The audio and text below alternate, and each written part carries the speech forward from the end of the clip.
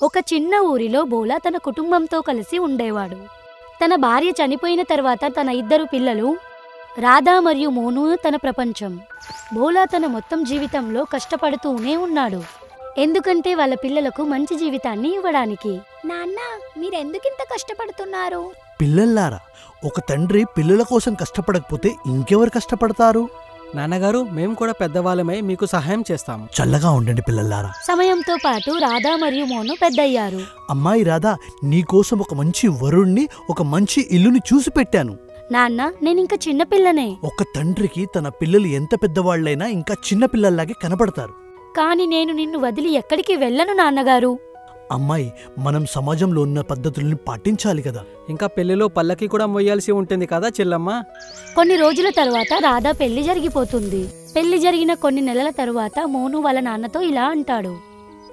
నాన్నగారు, నా పెళ్లి గురించి ఎప్పుడు ఆలోచిస్తారు? నేను కూడా పెద్దోడిని అయిపోయాను. అబ్బాయి, నీ పెళ్లి గురించి కూడా నేను ఆలోచించి పెట్టాను. గిరిదారి కూతురు సోనియాతో నీ పెళ్లి విషయం మాట్లాడి పెట్టాను. కొన్ని రోజుల తరువాత గిర్దారి తన కొడుకు పెళ్లిని ఒప్పుకుంటాడు. ఇలా చూస్తూ ఉండగానే సోనీ మరియు మోనుది పెళ్లి జరిగిపోతుంది. ఇద్దరు పెళ్లిల తరువాత కొన్ని సంవత్సరాలకి బోలా అనారోగ్యం పాలవుతాడు. ఒకరోజు తనని ఆసుపత్రిలో చేరుస్తారు. నాన్నగారు, మిమ్మల్ని డాక్టర్ దగ్గరికి తీసుకువెళ్తాను. మీ నాన్నగారికి చాలా ప్రమాదకరమైన రోగం వచ్చింది. ఇంకా బ్రతకడం చాలా కష్టం. అలాగనొద్దు డాక్టర్ గారు, ఇంకా బ్రతకడం చాలా కష్టం, కానీ ప్రయత్నించవచ్చు. ఏమంటున్నారు మీరు? దాని అర్థం ఏమిటంటే, ఒకవేళ నువ్వు 10 లక్షలు ఖర్చు పెడితే మీ నాన్న ప్రాణాల్ని కాపాడవచ్చు. 10 లక్షల రూపాయల? ఇంత డబ్బు నేను ఎక్కడి నుంచి తేగలను? వాళ్ళ నాన్న ప్రాణాలని కాపాడాలనుకుంటాడు మోను. 10 లక్షల రూపాయలను ఏర్పాటు చేయడానికి ఇంటికి వస్తాడు మోను. సోనీ, నాన్న ప్రాణాలకి ప్రమాదం ఉంది. డాక్టర్ గారు అన్నారు తనని కాపాడుకోవాలంటే 10 లక్షల రూపాయలు సిద్ధం చేసుకోమని. ఇంత త్వరగా మనం ఇన్ని డబ్బులు ఎక్కడి నుంచి తీసుకొద్దాం? ఈ బంగారం మనకి ఎప్పుడు పనికొస్తుంది? నాన్నగారు జీవితమంతా కష్టపడి ఈ బంగారాన్ని సంపాదించారు. ఇప్పుడు ఈ బంగారం తన వైద్యానికి ఉపయోగపడుతుంది. నీ బుర్ర పని చేస్తుందా లేదా?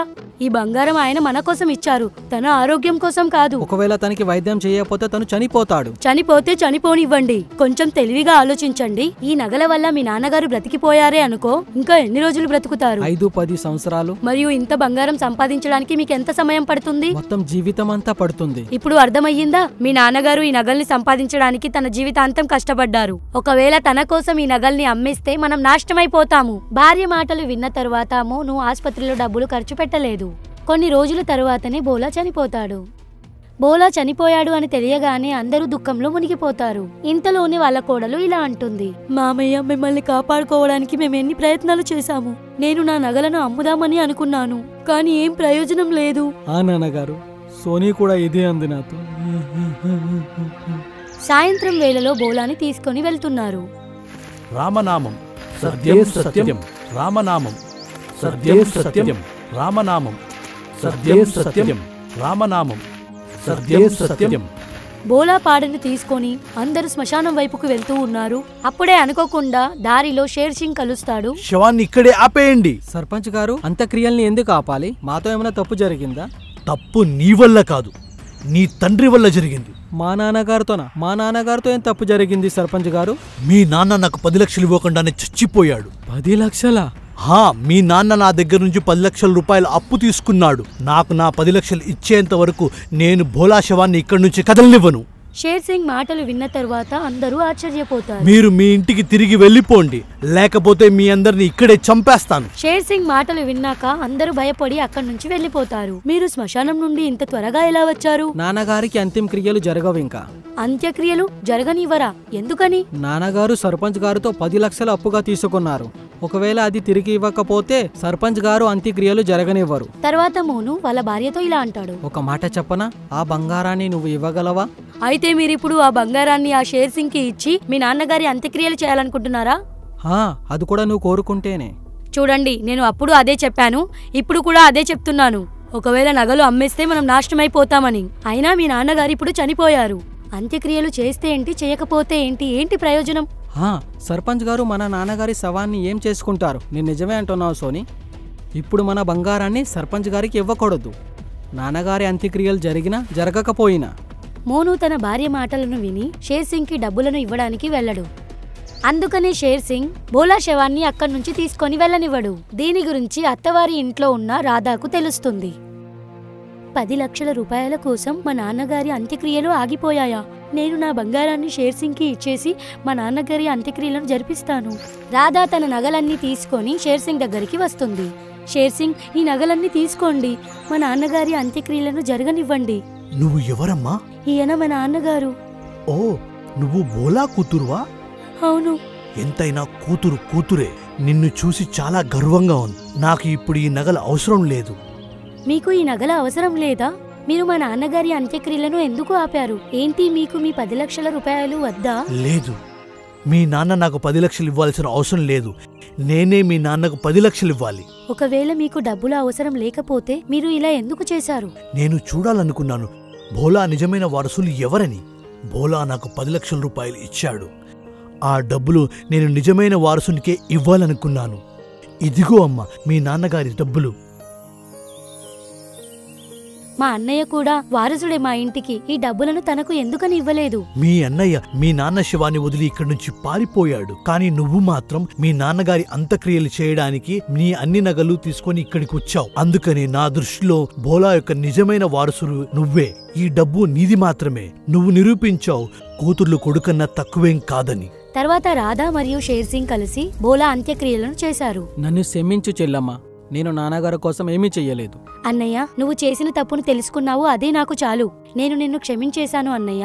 ఒక ఆడపిల్ల అత్తవారి ఇంట్లో ఉండి కూడా తన బాధ్యతను పూర్తి చేసింది. ఈ కథలో అందరూ తెలుసుకోవాల్సింది ఏంటంటే నిజమైన ప్రేమ మరియు బాధ్యత ఆస్తి మరియు డబ్బు కంటే ముఖ్యమైనది.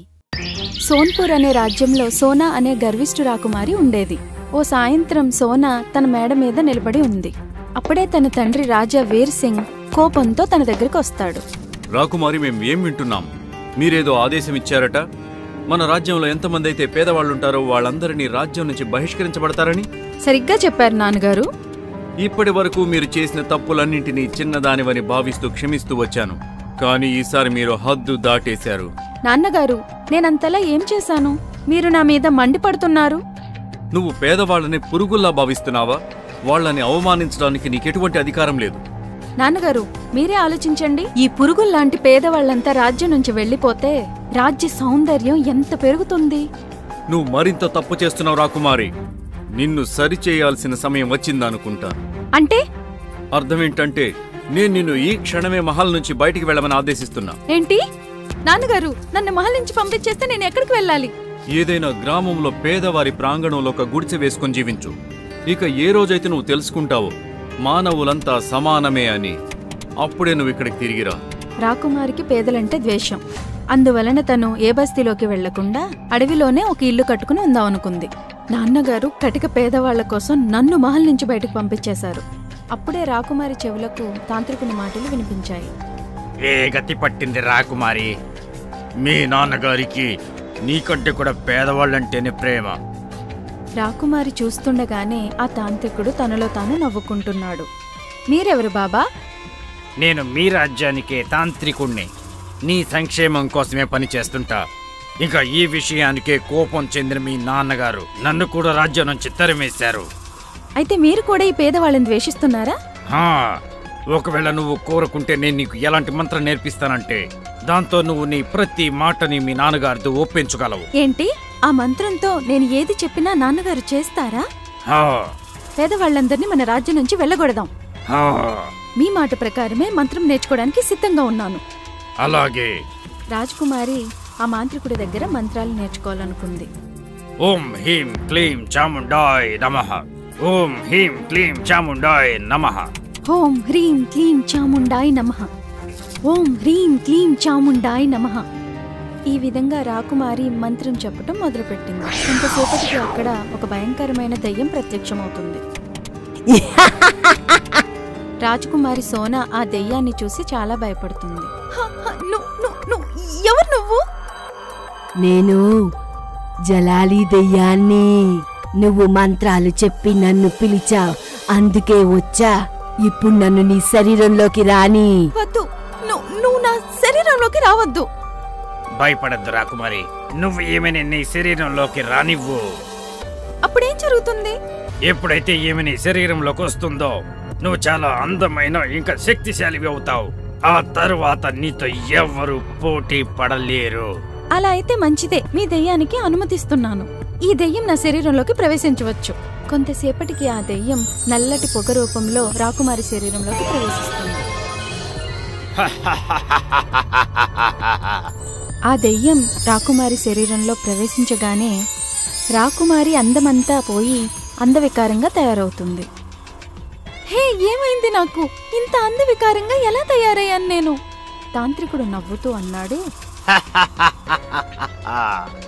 రాజకుమారి, ఇప్పుడు నువ్వు నా వశమయ్యావు. ఇకపై నేను ఏది చెబితే నువ్వు అదే చేస్తావు. మీరు నాకు చెప్పింది చాలా అందంగా బలంగా తయారవుతానని, కానీ ఇంత అందవికారంగా తయారయ్యానేంటి? నువ్వు అందవికారంగా అయితే అయ్యావు, కానీ నువ్వు చాలా శక్తివంతురాలు అయ్యావు.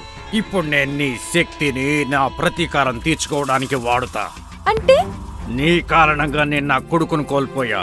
ఇప్పుడు నా కారణంగా నువ్వు నీ తండ్రిని కోల్పోతావు. అసలు నేనేం చేశానని నన్ను ఇలా మార్చేసావు? నువ్వు చెప్పు. గుర్తుందా, ఒకరోజు నువ్వు నీ గుర్రం కింద ఒక పిల్లవాణ్ణి తొక్కించావు. హా, గుర్తొచ్చింది. అది ఎవరో పేద పిల్లవాడు కదా? అది ఒక పేద పిల్లవాడు కాదు, నా కొడుకు. ఇప్పుడు నేను నిన్ను వదిలిపెట్టను. చూడండి బాబా, నాకు ఇలా ఉండటం ఇష్టం లేదు. నన్ను వెంటనే ఇంతకు ముందులా మార్చేయండి. లేదు, నేను అలా ఎప్పుడూ చేయను. ఇప్పుడు నేను నీతో నీ రాజ్యాన్ని సర్వనాశనం చేయిస్తా. ఓం హ్రీం క్లీం చాముండాయ్ నమః. ఓం హ్రీం క్లీం చాముండాయ్ నమః. కొంతసేపటికి రాకుమారి దెయ్యంలాగా మారిపోతుంది.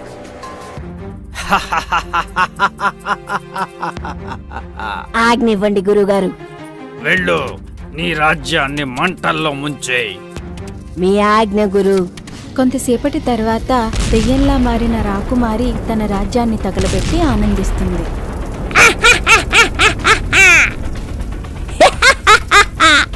అలా ఆనందిస్తూ కొంతసేపటి తర్వాత దెయ్యంలా మారిన రాజకుమారి తన ఇంటికి వచ్చి విశ్రాంతి తీసుకుంటుంది. ఆ రకంగా రాజ్యం మొత్తం నాశనం అవుతుంది. రాజా వీర్ సింగ్ చింతిస్తూ దర్బార్లో సమావేశమవుతారు. మహామంత్రి, చెప్పండి, ఈ పరిస్థితిలో మనల్ని ఎవరు రక్షిస్తారు? మహారాజా, ఈ పరిస్థితుల్లో మన ఒక వ్యక్తి కాపాడగలరు. ఆయనే మన రాజగురువు. కానీ రాజగురు హిమాలయాల్లో తపస్సు చేయడానికి వెళ్ళారు కదా, మరిప్పుడు ఎలా? అలోక్ నిరంజన్ బం బం బోలే. రాజగురువుని చూసి అందరూ సంతోషిస్తారు. నాకు నా శక్తి వల్ల తెలిసింది మన రాజ్యం కష్టాల్లో ఉందని. అందువల్ల నేను వెంటనే వచ్చేశాను. గురుదేవా, ఒక దెయ్యం మన రాజ్యాన్ని విధ్వంసం చేస్తోంది. మమ్మల్ని ఆ దెయ్యం నుంచి కాపాడండి. రాజా, ఆ దెయ్యం మరెవరో కాదు, నీ కుమార్తెనే. ఏంటి? అవును రాజా, రాజకుమారియే దెయ్యంగా మారి అందరినీ చంపుతోంది. కానీ అలా ఎలా జరుగుతుంది? ఒక తాంత్రికుడు తన వశం చేసుకుని దెయ్యంగా మార్చాడు. కానీ తాంత్రికుడు ఇలా ఎందుకు చేశాడు? కొద్ది కాలం క్రితం రాజకుమారి తన గుర్రంతో ఒక పిల్లవాడిని తొక్కించింది. ఇంకా ఆ పిల్లవాడు ఆ తాంత్రికుని కుమారుడు. అది వినగానే రాజా వీర్ సింగ్ కంగారు పడతాడు. గురుదేవా, ఏదైనా చేయండి, లేదంటే మన రాజ్యం సర్వనాశనం అయిపోతుంది. చింతించకండి మహారాజా, నేను రాకుమారి శరీరం నుండి దెయ్యాన్ని బయటకు తీస్తాను. కానీ ఎప్పుడు గురుదేవా? ఎప్పుడైతే తాంత్రికుడు రాకుమారిని మిమ్మల్ని చంపడానికి ఇక్కడికి పంపిస్తాడో అప్పుడు. అంటే ఏంటి? రాజకుమారి నన్ను చంపడానికి ఇక్కడికి వస్తుందా? ఓ, ఇక అదే ఒక అవకాశం. అప్పుడు నేను రాకుమారి నుంచి దెయ్యాన్ని బయటకు తీస్తాను. అలా మైకంలో నిద్రిస్తున్న రాకుమారికి స్పృహ వచ్చి కళ్ళు తెరవగానే ఎదురుగా తాంత్రికుడు కనిపిస్తాడు. నేనే. నువ్వైతే అద్భుతం చేశావు. మొత్తం రాజ్యానికి మంటలు పెట్టేశావు. అయితే ఇప్పుడు నువ్వు అంతకంటే పెద్ద పని చెయ్యాలి. లేదు, నేను ఇంకేం చేయను. నువ్వు నా వశంలో ఉన్నావు, అందువల్ల నేను ఏది చెప్పినా అది నువ్వు చెయ్యాల్సి ఉంటుంది. ఓం హ్రీం క్లీం చాముండాయ్ నమః. ఓం హ్రీం క్లీం చాముండాయ్ నమః.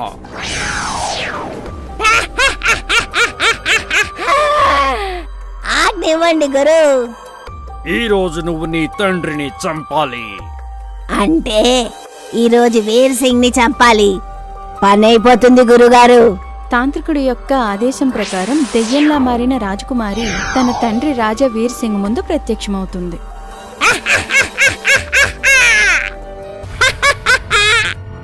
వీర్ సింగ్, ఇప్పుడు నిన్ను చంపేసి మా నాయకుడు పగ తీర్చుకుంటా. ఆ విధంగా దెయ్యం రాజా వీర్ సింగ్ ని చంపటం కోసం ముందుకు వెళ్తుంది.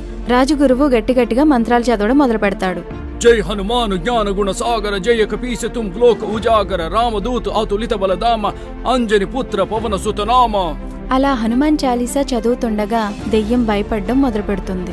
మంత్రాలు ఆపేసేయండి, నేను పారిపోతున్నా.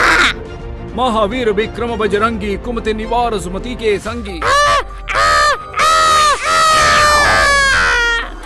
నాన్నగారు, నన్ను కాపాడండి. ఇప్పుడు నువ్వు పూర్తిగా క్షేమం రాకుమారి. గురుదేవా, నా శరీరం నుంచి దెయ్యం అయితే వెళ్ళిపోయింది, కానీ నా మునుపటి అందం తిరిగి రాలేదు. దానికోసం మనం 2 పనులు చేయాలి. ముందుగా తాంత్రికుణ్ణి చంపాలి. దాంతో ఆ దెయ్యం మళ్ళెప్పుడు నీ శరీరంలోకి ప్రవేశించదు. ఇంకా రెండో పని? రెండవ పని నేను తర్వాత చెప్తాను. అలా చెప్పి రాజగురువు కళ్ళు మూసుకొని మంత్రం చదవడం మొదలుపెట్టాడు. ఓం భూర్భువైస్వః తత్సవితుర్వరేణ్యం భర్గో దేవస్య ధీమహి ధియో యో నః ప్రచోదయాత్. దానివల్ల ఇంట్లో కూర్చొని మంత్రాలు చదువుకున్న తాంత్రికుడి చుట్టూ మంటలు చెలరేగడం మొదలుపెట్టాయి. అలా కొంతసేపటికి తాంత్రికుడు మంటల్లో కాలిపోతాడు. తాంత్రికుడు చనిపోయిన తర్వాత రాజగురువు తన కళ్ళను తెరిచి రాజకుమార్ని చూస్తూ అన్నాడు, తాంత్రికుడు కాలి బూడిదైపోయాడు. నేను మొదటి పని చేసేశాను, కానీ రెండవ పని నీవే స్వయంగా చేయాలి. నాకేం అర్థం కాలేదు గురుదేవా. గుర్తు చేసుకో, ఏ పేదవాడినైతే నువ్వు బాధించావో, ఎవరిని నువ్వు వేధించావో, చాలా బాధ పెట్టావు. రాకుమారి గుర్తు చేసుకుంటుంది. అప్పుడు తనకి ఒకటి గుర్తొస్తుంది. కొంతకాలం క్రితం రమేష్ అనే ఒక పేద వ్యక్తిని చాలా బాధ పెడుతుంది. గురుదేవా, గుర్తొచ్చింది. పేదవాడైన రమేష్ ని చాలా బాధ పెట్టాను, చాలా అంటే చాలా బాధ పెట్టాను. అలా చెప్తూ చెప్తూ తన కళ్ళల్లోంచి నీళ్లొచ్చాయి. నువ్వు ఆ పేదవాడి ఇంటికి వెళ్ళి నువ్వు ఆ ఇంటి మట్టి నీళ్లు తీసుకురావాలి. వెంటనే రాకుమారి రమేష్ ఇంటికి వెళ్తుంది. కానీ రాకుమారిని చూడగానే రమేష్ చాలా భయపడతాడు. ఎవరు నువ్వు? నువ్వు చాలా వికారంగా ఉన్నావు, ఇక్కడి నుంచి వెళ్ళిపో. రాకుమారి ఏడుస్తూ రమేష్తో అంటుంది, రమేష్, నేను రాజకుమారి సోనాని. నేను రాకుమారినై నిన్ను చాలా బాధ పెట్టాను. మీరు ఇక్కడికి ఎందుకు వచ్చారు? ఇంకా మీకు ఈ పరిస్థితి ఎందుకు వచ్చింది? నాకు నీ దోషమే తగిలింది. దాని నుండి విముక్తి కోసం మీ ఇంటి నుంచి మట్టి ఇంకా నీరు కావాలి. ఇప్పుడు ఇంక నేను ఇంతకు ముందున్న రూపానికి వచ్చేస్తాను. ఇలా వినగానే రమేష్ కళ్ళ నుండి నీళ్లు వస్తాయి. ఒకవేళ ఇలా చేయడం వల్ల మీ అందం తిరిగి వస్తుందనుకుంటే నేను మీకు నా ఇంటి మట్టిని నీళ్ళని ఖచ్చితంగా ఇస్తాను. నన్ను క్షమించు రమేష్. నేను ఇంతవరకు పేదవాళ్ళ గురించి ఎంత తప్పుగా అనుకున్నాను. ఏం పర్వాలేదు రాకుమారి, మీకు మీరు చేసిన దానికి పశ్చాత్తాపం కలిగింది. నాకు అది చాలా సంతోషం. అలా చెప్పి రాకుమారికి తన ఇంటి నుండి మట్టి నీళ్లు ఇస్తాడు. తరువాత వెంటనే రాకుమారి రాజగురువు దగ్గరికి వెళ్తుంది. రాజగురువు ఆ నీళ్లను మట్టిలో పోస్తూ ఒక తైలంలా తయారు చేసి రాజకుమారితో అన్నాడు, దీనిని ముఖంపై రాసుకో. అలా రాకుమారి ముఖానికి రాసుకున్న వెంటనే ఇంతకు ముందులా మారిపోతుంది. నేను ఇంతకు ముందులా అందంగా మారిపోయాను. నాన్నగారు చూడండి, అందంగా మారిపోయాను. అమ్మా, అందమైన శరీరమే కాదు, మనస్సు కూడా ఉండాలి. నువ్వు పేద ప్రజలను పురుగుల్లా చూసేదానివి, కాని వాళ్లే నీ ఆపద సమయంలో సహాయం చేశారు. నా తప్పేంటో నాకు తెలిసింది నాన్నగారు. నేనిక నుంచి పేదవాళ్ళెవ్వరినీ కూడా బాధ పెట్టను, ఇంకా సహాయం కూడా చేస్తాను. ఆ తర్వాత నుంచి రాకుమారి సోనా మంచి రాకుమారిలా మారిపోయింది. ఇక అందరికీ సహాయం చేస్తూ ఉంటుంది. మీకు గనక మా వీడియో నచ్చింది అంటే ప్లీజ్ మా ఛానల్ని సబ్స్క్రైబ్ చేయండి. అలాగే ఈ వీడియోని లైక్ చేయండి, అలాగే షేర్ కూడా చేయండి. ధన్యవాదములు.